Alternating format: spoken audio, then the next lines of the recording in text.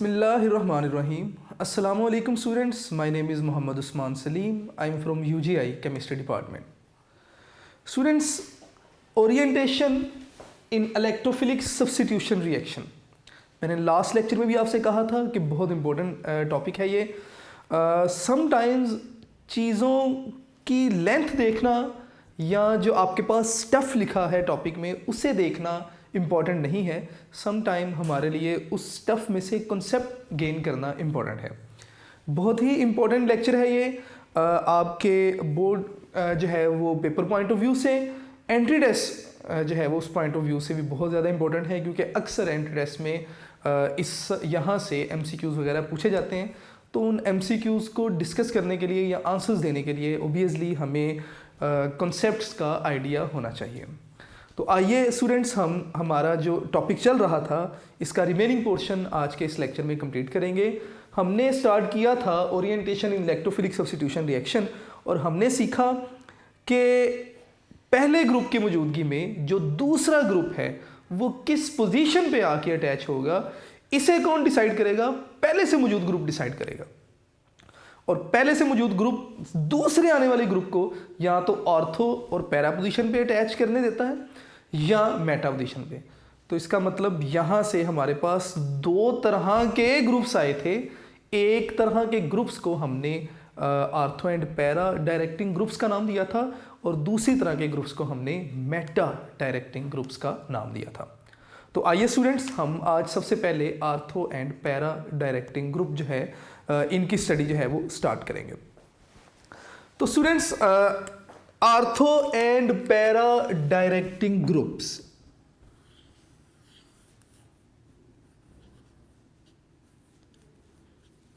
Ortho and para directing groups. आप अपना lecture मेरे साथ साथ ज़रूर नोट कीजिएगा. मैं कोशिश करूँगा कि मैं अपनी स्पीड उतनी ही रखूँ कि आप भी साथ साथ नोट कर सकें. Ortho and para directing groups.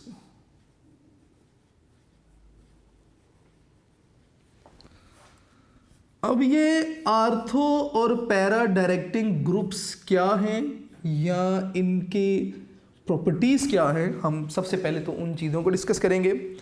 सबसे पहले हम बताएंगे कि ortho and para directing groups करते क्या हैं. Dear students, these groups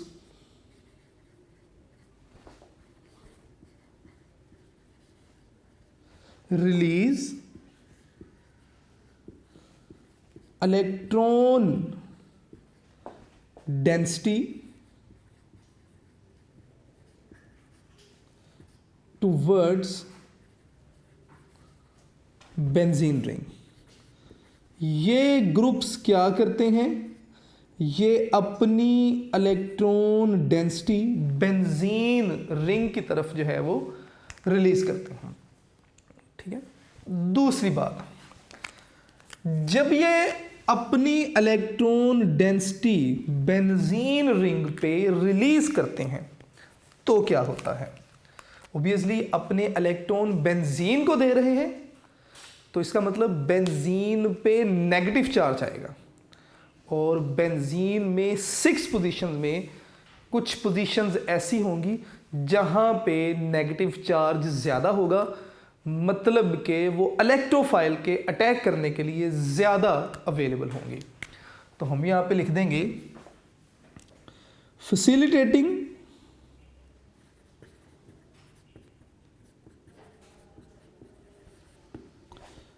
availability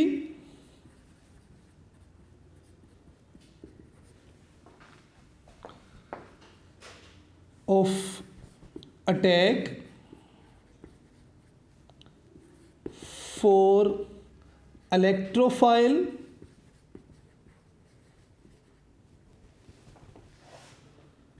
at ortho and para position. यानी कि जब ये ग्रुप अटैच होंगे अपनी इलेक्ट्रॉन डेंसिटी बेंजीन रिंग को देंगे, बेंजीन रिंग पर कुछ पोजीशंस पे नेगेटिव चार्ज ज़्यादा होगा और जहाँ पे नेगेटिव चार्ज ज़्यादा होगा वहाँ पे इलेक्ट्रोफाइल इजीली अटैक करेगा। तो इसका मतलब ये फैसिलिटेट कर देते हैं इलेक्ट्रोफाइल को कि वो अटैक करे कहाँ कहाँ पर, आर्थो एंड पैरा पोजीशन पे। इसके अलावा आपने याद रखना है कि ये जो ग्रुप्स हैं ये बेंजीन की रिएक्टिविटी को इंक्रीज कर देते हैं। तो नेक्स्ट आप बताएंगे कि इंक्रीजेस रिएक्टिविटी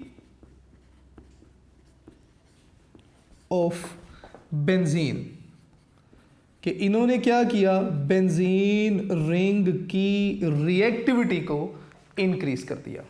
ठीक है, और इसी तरह ये क्या लिखेंगे जी, नेक्स्ट पॉइंट आप बताएंगे कि offer more than one position to attack. तो मैं यहाँ पे लिखूंगा कि offer more than one position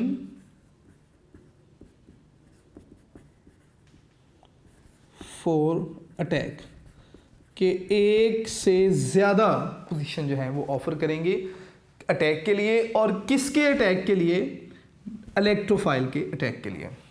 ठीक है, अब कौन कौन से वो ग्रुप्स हैं जो कि ortho and para directing groups हैं। तो मैं यहाँ पे नेक्स्ट लिख दूंगा जी कि ग्रुप्स कौन कौन से हैं जो कि ortho and para directing groups हैं। तो स्टूडेंट्स आपने बताना है कि इसमें आपके पास आ जाएगा जी NH2 नाइट्रोजन पे लोन पेयर मौजूद है, इसी तरह NHR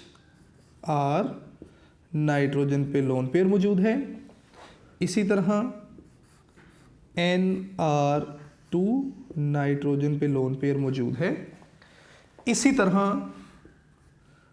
OH ऑक्सीजन के पास 2 लोन पेयर मौजूद हैं, इसी तरह OR ऑक्सीजन के पास 2 लोन पेयर मौजूद हैं, इसी तरह नेक्स्ट आप लिख लेंगे कि हैलोजेंस, और हैलोजेंस पे 3 इलेक्ट्रॉन पेयर जो हैं वो मौजूद होते हैं। ये सारे जो मैंने ग्रुप्स लिख दिए, these all are ortho and para directing groups. ये सारे के सारे ortho and para directing groups हैं। यानी कि अगर इनमें से कोई ग्रुप बेंजीन रिंग पे अटैच होगा तो उस ग्रुप की मौजूदगी में जो सेकंड ग्रुप आएगा वो या तो आर्थो पोजीशन पे आके अटैक करेगा या पैरा पोजीशन पे आके अटैक करेगा। ठीक है, अब ऐसा होता क्यों है या ये आर्थो और पैरा पोजीशन पे अटैक क्यों करते हैं, मैं ऑलरेडी इसके बारे में आप लोगों से डिस्कशन कर चुका हूँ कि इन ग्रुप्स की मौजूदगी में जो आर्थो और पैरा पोजीशन हैं वहाँ पे इलेक्ट्रॉन डेंसिटी जो है वो इंक्रीज हो जाती है, और इलेक्ट्रोफाइल यानी कि इलेक्ट्रॉन लविंग वहीं आके अटैक करेगा जहाँ पे इलेक्ट्रॉन डेंसिटी जो है वो क्या होगी, ज़्यादा होगी। ठीक है, अब ज़रा नेक्स्ट हम क्या करते हैं, आप लोगों ने 1-2 बातें और याद रखनी है। ये सारे के सारे जो ग्रुप्स हैं इन सब को मैंने कहा कि ये बेंजीन की रिएक्टिविटी को क्या करते हैं, इंक्रीज कर देते हैं। यानी कि जब भी ये ग्रुप्स अटैच होंगे तो बेंजीन की रिएक्टिविटी बढ़ जाएगी, इलेक्ट्रोफाइल इजीली आके अटैक करेगा बेंजीन रिंग पे, यानी कि इलेक्ट्रोफाइल के लिए बेंजीन रिंग पे अटैक करना आसान हो गया। इसका मतलब ये हुआ कि रिंग की रिएक्टिविटी क्या हो गई, बढ़ गई। कैसे बढ़ गई, मैं लास्ट में सारी चीज़ें समराइज भी करूंगा, आप लोगों ने लेक्चर को गौर से सुनना बस। अब वो कहते हैं जी कि ये सारे के सारे जो ग्रुप्स हैं, दीज ऑल ग्रुप्स क्या करते हैं, increases reactivity of benzene ring, और इन सब में से सिर्फ ये जो एक हैलोजन है जिसमें फ्लोरीन, क्लोरीन, ब्रोमीन कुछ भी हो सकता है, ये क्या करता है, ये डिक्रीज करता है रिएक्टिविटी ठीक है, किसकी? बेंजीन रिंग की। ये हेलोजन बेंजीन रिंग की रिएक्टिविटी को क्या करेगा? डिक्रीज करेगा। क्यों डिक्रीज करेगा? मैं लास्ट में सारी चीज़ों को समराइज करूंगा, आप लोगों ने मेरे साथ साथ लेक्चर को गौर से सुनना है। तो आइए स्टूडेंट्स, अब इसकी कुछ एग्जाम्पल देख लेते हैं। इसकी एग्जाम्पल में आप बल्कि एक और ग्रुप यहाँ पे ज़रूर लिखिए। आर जो ग्रुप है अल्काइल ग्रुप, ये भी ortho and para directing group होता है। ठीक है, तो आइए अब ज़रा नेक्स्ट इसकी एग्जाम्पल देखते हैं। इसके एग्जाम्पल में हम टोलुइन की नाइट्रेशन को डिस्कस करेंगे। ठीक है, तो मैं यहाँ पे लिखूंगा जी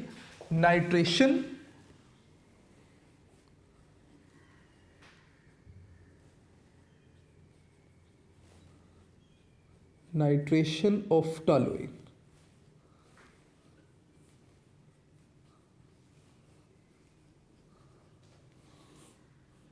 यानी कि हम टोलुइन की नाइट्रेशन को यहाँ पे डिस्कस करेंगे। सबसे पहले तो हमें टोलुइन पता होना चाहिए क्या है। अगर बेंजीन रिंग पे एक मिथाइल ग्रुप अटैच है तो इसे आप नाम देते हैं टोलुइन का। तो हम यहाँ पे लिखेंगे जी कि ये आपके पास बेंजीन रिंग है और इस रिंग पे आपके पास मिथाइल ग्रुप अटैच है। तो स्टूडेंट्स इसे आप नाम देंगे टोलुइन का। अगर आप क्या करना चाहते हैं, अगर आप इसकी नाइट्रेशन करवाना चाहते हैं, तो पहले भी हम नाइट्रेशन के लिए डिस्कस कर चुके हैं कि हमारे पास HNO3 होना चाहिए और in the presence of H2SO4। तो मैं दोबारा यहाँ पे लिखूँगा HNO3 H2SO4 और टेम्परेचर आपके पास कितना होगा? 30 to 40 degree centigrade. 30 to 40 degree centigrade. Balance करने के लिए हम यहाँ पे भी 2 लिख देते हैं और यहाँ पे भी 2 लिख देते हैं। तो students as a result of reaction आपके पास जो प्रोडक्ट बनती है दैट इज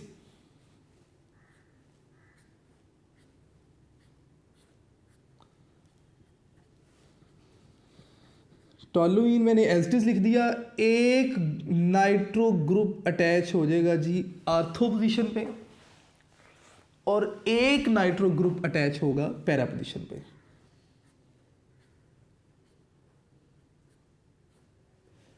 मैं इसे कुछ इस तरह लिख दूंगा CH3। ठीक है, और इसी तरह सेकंड जो नाइट्रो ग्रुप अटैच होता है that is on para position. Students हमारे पास जो है वो मेटा पर भी नाइट्रो ग्रुप अटैच होगा। मैं यहाँ पे लिख देता हूँ, लेकिन बुक में क्यों नहीं लिखा मैं उसको भी डिस्कस करूँगा। ये टोलुइन और मेटा पे भी आपके पास नाइट्रो ग्रुप जो है वो अटैच होगा, लेकिन हमने बुक में क्यों नहीं लिखा ज़रा उसे देख लेंगे हम। ये आपके पास आर्थो नाइट्रोटोलुइन, ये पैरा नाइट्रोटोलुइन और ये मेटा नाइट्रोटोलुइन। जी बुक में नहीं लिखा हुआ इसे। वो कहते हैं जी कि ये जो आपके पास आर्थो नाइट्रोटोलुइन बनती है दैट इज 59% आर्थो नाइट्रोटोलुइन और इसी तरह 37% आपके पास बनती है पैरा नाइट्रोटोलुइन। तो अगर आप देखेंगे तो मेजर प्रोडक्ट तो आपके पास कौन सी हो गई? Ortho and para. ठीक है, और ये जो आपके पास मेटा बनी ये तकरीबन 4% के करीब होती है। तो ये माइनर प्रोडक्ट है, बहुत ही कम है, तो इसलिए हम इसे कंसीडर नहीं करते। आपके पास जो प्रोडक्ट बनी वो आर्थो नाइट्रोटोलुइन और पैरा नाइट्रोटोलुइन बनी। ठीक है, टेम्परेचर अगर आप देखेंगे तो 30 to 40 डिग्री सेंटीग्रेड। अब वो कहते हैं जी कि अगर आप टेम्परेचर को सवियर करते जाएं, बढ़ाते जाएं, कंडीशन को ज़रा ड्रास्टिक करते जाएं, तब क्या होगा? स्टूडेंट्स हमने दोबारा से लिखा बेंजीन हमारे पास, और अगर एक मिथाइल ग्रुप अटैच करेंगे दैट इज टोलुइन। अगर आप क्या करते हैं, कंडीशंस को थोड़ा सा ड्रास्टिक कर देते हैं, यानी कि HNO3 एज इट इज़ है, और H2SO4 एज इट इज़ है। अगर आपने टेम्परेचर को 60 से 70 डिग्री सेंटीग्रेड कर दिया, 60 to 70 डिग्री सेंटीग्रेड, तो अब जो आपके पास प्रोडक्ट बनने जा रही है वो क्या होगी? आप 2 टॉलुइन लिखिए जिस तरह पहले आपने किया,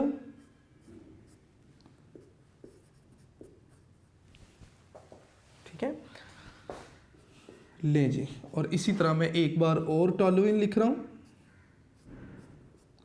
याद रखिएगा कि तमाम प्रोडक्ट्स के साथ वाटर बन रहा है, बीइंग माइनर प्रोडक्ट मैंने नहीं लिखा, आप लोगों ने ज़रूर लिखना है। एक बार आपके पास अगर मैं इन पोजीशंस को नाम देना चाहूँ तो 1 2 3 4 5 और 6, 1 2 3 4 5 और ये 6। नंबरिंग कैसे करनी है ये हम सारा जो है ना वो उसकी नोमेनक्लेचर में सीख के आ चुके हैं। अब आपने करना क्या है, एक बार आपके पास जो नाइट्रो ग्रुप अटैच होगा वो 2 पे और इसी तरह 4 पे, और एक बार आपके पास जो नाइट्रो ग्रुप अटैच हो रहा है वो 2 पे और इसी तरह 6 पे। तो इसे हम नाम दे सकते हैं कि 2,4 डाई नाइट्रो टॉलुइन। तो मैं यहां पे लिख देता हूं कि 2,4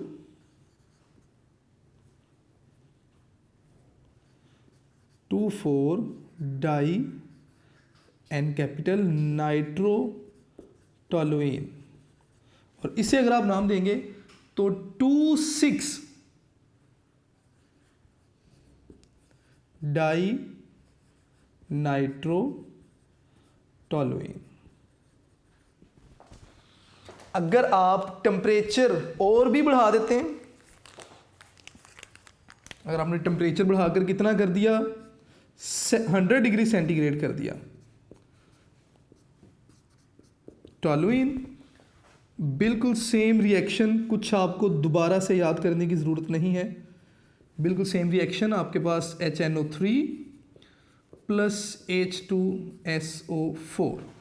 अगर आपने टेम्परेचर बढ़ाकर 100 कर दिया, 100 डिग्री सेंटीग्रेड, यानी कि कंडीशंस और भी ड्रास्टिक कर दी, तो क्या होगा, आपके पास दोबारा से प्रोडक्ट बनेगी। लेकिन इस केस में जो आपके पास अटैचमेंट होगी वो सेम रिंग पर NO2, यहाँ पे भी NO2 और यहाँ पे भी NO2। अगर नंबरिंग करना चाहें आप तो आप इसे नाम देंगे 1 2 3 4 5 6। इसका मतलब इस लिहाज से इसका नाम बना 2 4 6 ट्राई नाइट्रो टॉलुइन। स्टूडेंट्स इसे ना हम TNT भी कहते हैं, और TNT आपकी इंफॉर्मेशन के लिए बताता चलूं कि एक्सप्लोजिव मटेरियल के तौर पे इस्तेमाल होता है ट्राई नाइट्रो टॉलुइन, ठीक है। ये एक्सप्लोजिव मटेरियल के तौर पे इस्तेमाल होता है। मैं यहाँ पे लिख देता हूँ कि ये क्या है, एक्सप्लोजिव है। बात तो सारी सेम थी कि आप पढ़ रहे हैं जी ortho and para directing group. आपने इतनी लंबी स्पीच किस लिए की कि आप 3-3 रिएक्शन लिख के दिखा रहे हैं। तो ज़रा मेरी बात को गौर से सुनना है आप लोगों ने कि पहली बार आपने जब टेम्परेचर देखा तो 30 से 40 डिग्री सेंटीग्रेड था, और एक रिंग पर एक सब्स्टिट्यूएंट अटैच हो रहा है, एक रिंग पर एक सब्स्टिट्यूएंट, यानी कि जो दूसरा सब्स्टिट्यूएंट अटैच हो रहा है नाइट्रो ग्रुप वो एक है। टॉलुइन तो ऑलरेडी मौजूद है आपके पास, ठीक है। आपने टेम्परेचर बढ़ा दिया तो रिंग पर 2-2 नाइट्रो ग्रुप आके अटैच हो गए। आपने टेम्परेचर मजीद बढ़ाया तो रिंग पर जो नाइट्रो ग्रुप अटैच थे उनका एक्सटेंट बढ़ गया। तो इसका मतलब यहां से मुझे एक और बात मिली कि एक्सटेंट ऑफ नाइट्रेशन, मेरे वर्ड्स को फेंकिएगा नहीं, गौर से सुनिएगा, कि extent of nitration depends upon temperature. आपने टेम्परेचर कम रखा, एक रिंग पर नाइट्रेशन कम हो रही है। टेम्परेचर बढ़ा दिया, एक रिंग पर नाइट्रेशन बढ़ गई। टेम्परेचर और बढ़ा दिया तो नाइट्रेशन और बढ़ गई। तो इसका मतलब कि extent of nitration depends upon temperature. लेकिन इसके साथ ही साथ अगर आपने ज़रा बताना है मुझे कि अगर नाइट्रो ग्रुप इस पोजीशन पे अटैच हुआ था तो ये कौन सी पोजीशन थी, ये कौन सी पोजीशन थी, ये भी बताइएगा ये कौन सी पोजीशन है। जब आपने टेम्परेचर बढ़ाया, नाइट्रेशन का एक्सटेंट बढ़ा तो ये कौन सी पोजीशंस हैं, ठीक है। और इसी तरह टेम्परेचर और बढ़ा दिया तो ये कौन सी पोजीशन है। तो माय डियर स्टूडेंट्स, आप देखेंगे कि हर बार मिथाइल ग्रुप की मौजूदगी में जो सेकंड ग्रुप आ रहा है वो ऑर्थो या पैरा पोजीशन पर ही आके अटैच हो रहा है। तो इसका मतलब ये जो मिथाइल या आर है ये ortho and para directing group है। अब प्रॉब्लम क्या आती है, प्रॉब्लम आती है कि सर इतने सारे आपने ग्रुप लिख लिए हैं, मैंने कैसे याद रखना है इनको, मैं याद कैसे रखूं कि इनमें से कौन सा आर्थो एंड कौन सा पैरा डायरेक्टिंग या मेटा डायरेक्टिंग, किस तरह याद रखेंगे हम। आप लोगों ने देखना है कि इन तमाम ग्रुप्स में एक चीज़ कॉमन आ रही है और कहीं ना कहीं आप लोग पिक कर चुके हैं कि इन तमाम ग्रुप्स में वो एटम जिसने रिंग के साथ अटैच होना है उसके पास लोन पेयर मौजूद है, that is electron rich. Electron rich है, बड़ा अमीर है इलेक्ट्रॉन्स के लिहाज से, तो तभी वो अपने इलेक्ट्रॉन्स को रिलीज करेगा बेंजीन रिंग की तरफ, ठीक है। तो इन सब में कॉमन चीज़ क्या है कि इन सब में इलेक्ट्रॉन जो है वो लोन पेयर मौजूद हैं, फ्री इलेक्ट्रॉन पेयर जो है वो मौजूद है। स्टूडेंट्स, ये तो हमने डिस्कशन की किसके बारे में, हमने डिस्कशन की about ortho and para directing group. अब हम नेक्स्ट अपनी डिस्कशन करेंगे अबाउट मेटा डायरेक्टिंग ग्रुप्स के बारे में। तो ले जी, मैं इसको यहाँ से रिमूव करता हूँ और कोशिश करूँगा कि यहाँ पे ही हम नेक्स्ट हेडिंग लिख लें और बाकी चीज़ों को भी हम यहाँ से रिमूव कर देते हैं ताकि हम अपना लेक्चर कंप्लीट कर सकें। तो नेक्स्ट अब हम डिस्कस करेंगे जी मेटा डायरेक्टिंग ग्रुप्स को, और कहीं ना कहीं बात इसके ऑपोजिट होती जाएगी। अगर आप गौर से सुनेंगे तो चीज़ें आपके लिए आसान ही होंगी, मुश्किल नहीं है। तो सबसे पहले आप बताएंगे जी कि हम किसे डिस्कस करने जा रहे हैं। अब हम डिस्कस करने जा रहे हैं जी मेटा डायरेक्टिंग ग्रुप्स को। स्टूडेंट्स, ये ग्रुप्स करते क्या हैं? These groups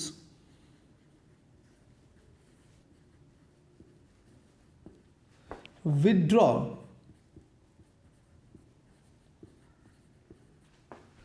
electron density. These groups withdraw electron density from benzene ring. ये जो ग्रुप हैं ये इलेक्ट्रॉन डेंसिटी विड्रॉ कर लेते हैं बेंजीन रिंग से, और जब ये रिंग में से इलेक्ट्रॉन्स को विड्रॉ करते हैं तो ऑब्वियसली रिंग पे कौन सा चार्ज आएगा, फिर पॉजिटिव चार्ज आएगा, क्योंकि रिंग के इलेक्ट्रॉन तो चले गए, रिंग पे पॉजिटिव चार्ज आएगा। अब पॉजिटिव चार्ज पे इलेक्ट्रोफाइल का अटैक पॉसिबल होगा या नहीं होगा, ज़रा सोचिएगा साथ साथ। रिंग पे पॉजिटिव चार्ज है और अटैक किसने करना है? इलेक्ट्रोफाइल ने। इलेक्ट्रोफाइल का मतलब इलेक्ट्रॉन लविंग, यानी कि negative charge loving. Negative charge loving ने आके रिंग पे अटैक करना है। रिंग पे पॉजिटिव चार्ज है तो नेगेटिव वाला जो नेगेटिव को लव करता है ऑब्वियसली उस पर भी तो पॉजिटिव चार्ज है तो वो नेगेटिव को लव करता है, तो पॉजिटिव पे अटैक नहीं करता। तो इसका मतलब कि जब ये ग्रुप्स अटैच होंगे बेंजीन रिंग पे तो बेंजीन रिंग में से इलेक्ट्रॉन डेंसिटी को विड्रॉ करेंगे और ये क्या करेंगे, ये रिंग को क्या करेंगे जी, ये लेस रिएक्टिव कर देंगे टुवर्ड्स इलेक्ट्रोफाइल। तो मैं यहाँ पे लिखूंगा they decrease reactivity, they decrease reactivity of benzene ring towards electrophile। ये न्यू कमिंग इलेक्ट्रोफाइल के लिए बेंजीन रिंग की जो रिएक्टिविटी है उसे क्या कर देंगे, डिक्रीज कर देंगे। ऑफर ओनली वन पोजीशन, आप पोजीशन भी कह सकते हैं या आप ओरिएंटेशन भी कह सकते हैं, आपकी मर्जी है जी। Offer only one position for new coming groups. ठीक है, न्यू कमिंग ग्रुप्स के लिए सिर्फ एक ही पोजीशन ऑफर करते हैं, that is Meta position. Meta position है जी। ठीक है, और इसी तरह जो आपके पास लास्ट में आप इसकी एग्जांपल बता दें कि ग्रुप्स कौन कौन से हैं। तो स्टूडेंट्स आप बताएंगे कि ग्रुप्स में आपके पास कौन कौन से ग्रुप्स आ जाएंगे। तो आपकी टेक्स्ट बुक जो कहती है, आपकी टेक्स्ट बुक कहती है जी कि NR3 पॉजिटिव,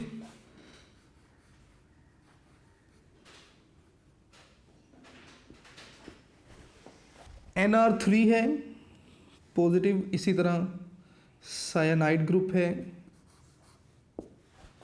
इसी तरह नेक्स्ट आप लिख लें कार्बोक्सिलिक ग्रुप है COOH।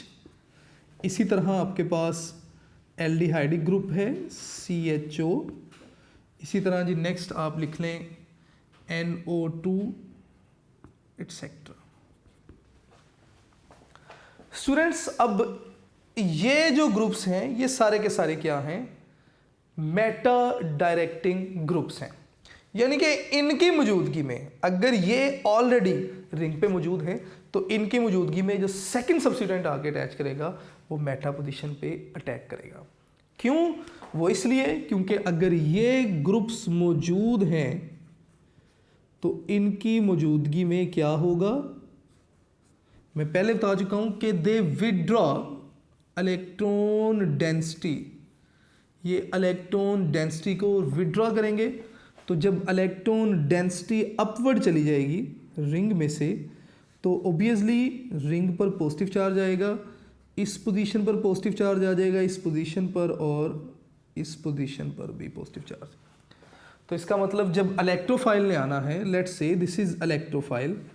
इलेक्ट्रोफाइल वो होगा जिस पे पॉजिटिव चार्ज है और वो इलेक्ट्रॉन से लव करेगा, नेगेटिव पोजीशन पे अटैक करना चाहेगा। यहाँ पे भी अटैक नहीं कर पाएगा, यहाँ पे भी नहीं कर पाएगा, यहाँ पे भी। इसका मतलब इलेक्ट्रोफाइल या तो इस पोजीशन पे आके अटैक करेगा या इलेक्ट्रोफाइल इस पोजीशन पे आके अटैक करेगा, और ये दोनों ही मेटा पोजीशन हैं। तो इलेक्ट्रोफाइल के लिए अवेलेबिलिटी सिर्फ मेटा पोजीशन की ही होगी। आइए इसे एक एग्जाम्पल की मदद से देखेंगे। नाइट्रेशन ऑफ, या आप लिख लें कि अब हम क्या करवाने जा रहे हैं, नाइट्रेशन ऑफ नाइट्रोबेंजीन ही कर लेते हैं हम। कि आपके पास नाइट्रोबेंजीन मौजूद है, आप उसकी फर्दर नाइट्रेशन करवाने जा रहे हैं। स्टूडेंट्स अगर इस रिएक्शन को हम लिखेंगे तो तकरीबन सेम रिएक्शन चल रहा होगा आपके पास। थोड़े से सिर्फ मुझे स्ट्रक्चर इसके चेंज करने पड़ेंगे और बाकी सारी बात वही है।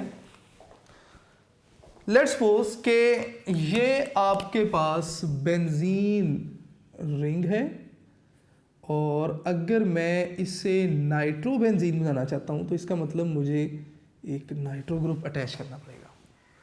अब इस नाइट्रो ग्रुप की मौजूदगी में जब आप बेंजीन की नाइट्रेशन करवाएंगे तो टेम्परेचर कितना होना चाहिए, तकरीबन 95 डिग्री सेंटीग्रेड।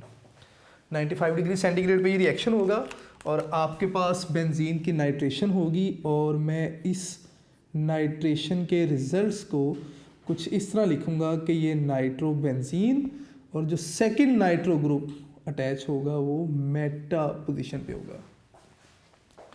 ठीक है, तो अब आपने देखा कि इस ग्रुप की मौजूदगी में सेकंड ग्रुप मेटा पोजीशन पे आके अटैच हो रहा है, तो इसलिए आप इन्हें मेटा डायरेक्टिंग ग्रुप्स का नाम देते हैं। स्टूडेंट्स ग्रुप्स को कैसे याद रखना है, इस तरफ आ जाते हैं। अगर इन तमाम ग्रुप्स को देखेंगे तो दो तरीके हैं इनको याद रखने के। वो ग्रुप्स जिनमें मल्टीपल बॉन्ड्स होंगे, सबसे पहले तो वो मेटा डायरेक्टिंग ग्रुप होते हैं, या वो ग्रुप जिनमें वो एटम जिसने रिंग के साथ अटैच होना है अगर उस पर पॉजिटिव या पार्शियल पॉजिटिव चार्ज होगा। अगर आप इसे देखेंगे तो कार्बन पे पार्शियल पॉजिटिव और नाइट्रोजन पे पार्शियल नेगेटिव, और इसी तरह बाकी के लिए भी होगा। ठीक है, तो उन पे पॉजिटिव या पार्शियल पॉजिटिव चार्ज होगा तो वो भी मेटा डायरेक्टिंग ग्रुप्स होंगे। अब बात रह गई रिएक्टिविटी ऑफ बेंजीन की, तो बात याद रखिएगा बेटे, रिएक्टिविटी ऑर्डर अगर मैं लिखूं,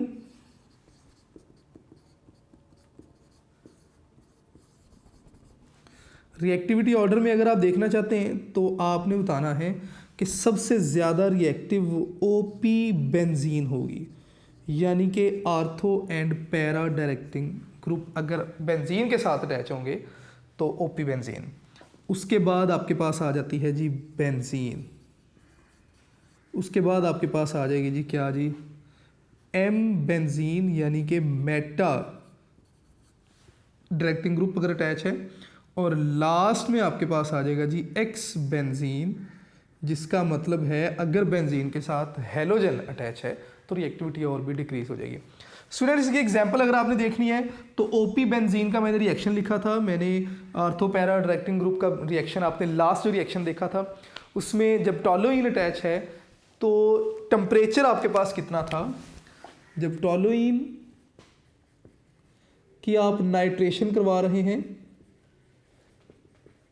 तो टेम्परेचर आपके पास कितना था जी, 30 से 40 डिग्री सेंटीग्रेड। अगर आप बेंजीन की नाइट्रेशन करवाएंगे तो टेम्परेचर आपके पास होता है जी तकरीबन 50 टू 55 डिग्री सेंटीग्रेड। लेकिन अगर आप नाइट्रोबेंजीन की नाइट्रेशन करवा रहे हैं,